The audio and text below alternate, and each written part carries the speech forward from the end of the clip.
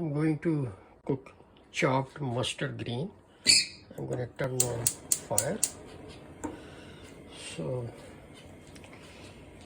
I'm going to add 1 cup of water, which is right here. So I have all the ingredients right here, which I cut it ginger, garlic, this is piece of butter, onion, this is sazon, this is 5-6 mixed ingredient, that's paprika, turmeric, and cumin seed right here. This is cumin seed.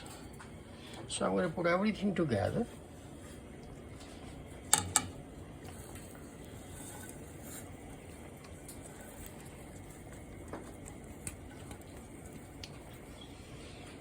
So I'm going to put a little bit water to clean up this plate. We have all the ingredients right here.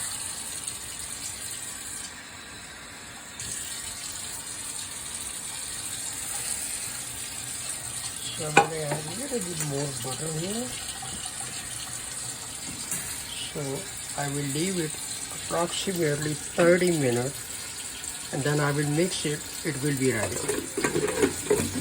I put it full fire here, if you see that. So after 30 minutes it will be ready. Everything is in there. It's easy to actually cook.